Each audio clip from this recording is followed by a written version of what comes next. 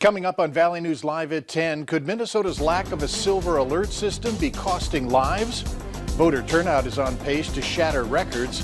Plus, why a popular Halloween house in Grand Forks won't be an option for trick-or-treaters this year. Valley News Live at 10 starts right now. Live from Fargo and serving you on TV, online and on the go. This is Valley News Live at 10.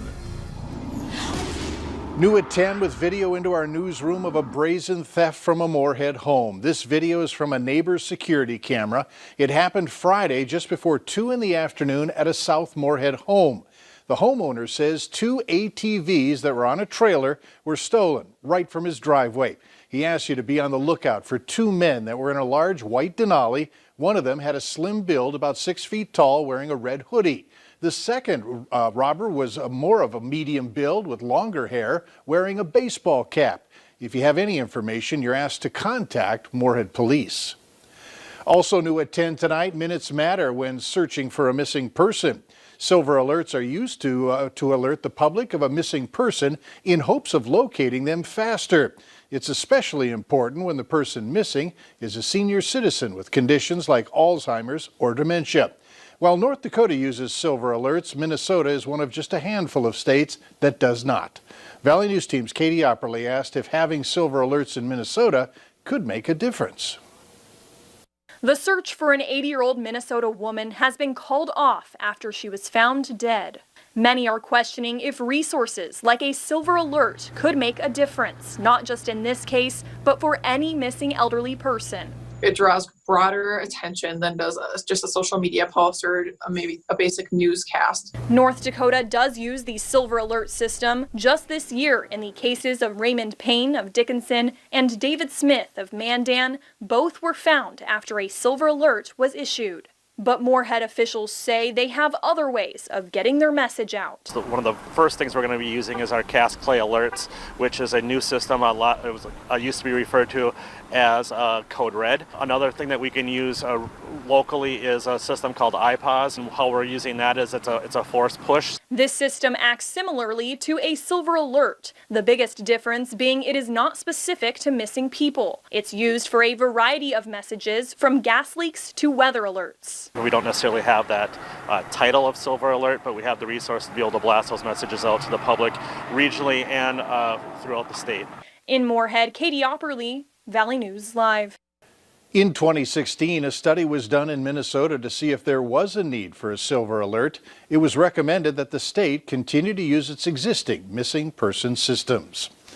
Leaders within North Dakota's higher education system, including the 11 presidents and the chancellor, wrote an op-ed outlining the steps students and faculty have taken to help flatten the curve during the pandemic. They're calling on residents to do the same. One of the presidents compared precautions like wearing masks and getting tested to preparing for a flood. If you have a flood, people know that the water is coming, so they might start preparing themselves. So if I wear a mask and I keep social distancing and I sanitize my hands, if I do all of those things, it just keeps building up the response to hold the pandemic off as much as we can. The higher education leaders say while there's no silver bullet to eradicating the virus, we can all do our part to help get it under control and protect those of us around us. Despite COVID cases increasing around the state, the Department of Corrections and Rehabilitation is seeing low numbers inside their facilities. Medical leaders are calling it a miracle, saying cases should be much higher. Combined, the 5 facilities now have more than 75 cases, none at the Youth Correctional Center. These images, taken at the State Penitentiary in Bismarck, illustrate how North Dakota is conducting its mass testing when it comes to COVID within the prison system. The penitentiary is broken down into 8 units, each house between 20 and 150 residents. The DOCR is using the units to socially distance its residents. If they're let out for meals, if they're let out for activities, recreation, they go together. They don't intermingle with the other housing units. The Department of Corrections is conducting a mass testing every week at each facility. The state penitentiary has a rapid testing machine that can give results in 15 to 20 minutes. Minnesota Governor Tim Walz will spend tomorrow in our neck of the woods. He's facilitating a COVID-19 roundtable in the morning in Moorhead. Minnesotans impacted by COVID-19 will be discussing the virus's impact on the state and steps people can take to protect themselves. From there, he's headed to Crookston to attend a groundbreaking for the Ag Innovation Campus. The 67,000 square foot facility will employ 65 people. It comes after decades of soybean research and development. Early voters on pace to shatter overall turnout numbers, but amid the pandemic, it could be that everyone's voting early and fewer people will vote on Election Day. Starting broadly, at this point, more than 58 million Americans have cast their ballots. More than 1 million Minnesotans have sent theirs in. In Minneapolis alone, 126,000 votes are in. At this point, voting advocates are urging people with absentee ballots to drop them off in person due to lags with the Postal Service. You can drop them off on Election Day, but not necessarily where your polling place would be. You cannot take a mail ballot to a polling place, but you can, on Election Day, take your completed mail ballot to one of our 13 ballot drop-off locations up until 3 o'clock. So we've done everything we can to increase access to the ballot box, including extending our service hours. Minnesota will accept mail-in ballots if they're received by November 10th. In North Dakota, the Secretary of State's office says more than 174,000 votes have already been cast. More than 33,000 people have voted early in person. Most of these people are from Cass County. Nearly 70,000 of the vote by mail and absentee ballots sent out have been returned. A man is facing multiple charges after police say he broke into someone's home that prompted a SWAT standoff near Grand Forks. It happened last night at 1747 23rd Avenue Northeast. Authorities say the homeowner came home and saw a man inside.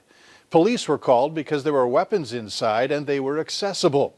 Chad Osland eventually ran from the house early this morning and tried to get into the woods nearby. He was arrested for burglary and refusal to halt. After 4 years, an unclaimed veteran was finally laid to rest today with military rights and honors. Close to 100 people gathered this morning at the Fargo National Cemetery to pay tribute to the fallen hero's service. Francis L. Kaufman died alone in December of 2016 at the age of 88. When a local funeral home director called the VA, they tracked down and verified his military records. Kaufman served in the Marine Corps from 1946 to 1948. No one should ever be forgotten. And if that's something that I can provide my veteran community, I feel that it's extremely important. And not only is it important to me, it's important to them. For everyone showed up and supported it. It's amazing. Kaufman is the second unclaimed veteran to be buried at the cemetery, which was dedicated last September. The Theodore Roosevelt Presidential Library will be a reality in Medora, North Dakota.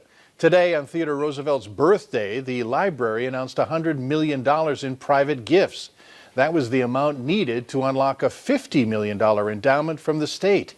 Since January of 2018, 242 gifts have been made to bring the library to life.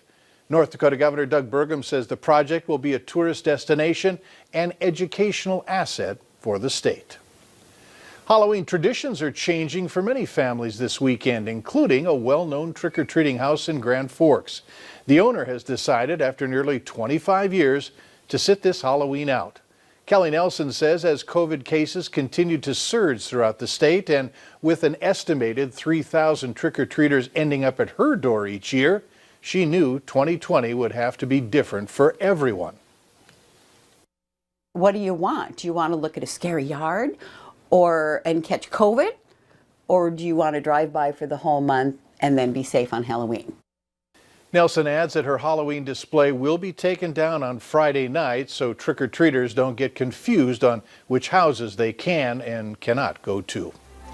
Still ahead tonight, closing but still cashing in. A look at the 30-plus universities that took CARES Act money from the federal government before shutting down. But first, Hutch joins us with a warming Wednesday forecast and a look at when temperatures could take an even bigger jump.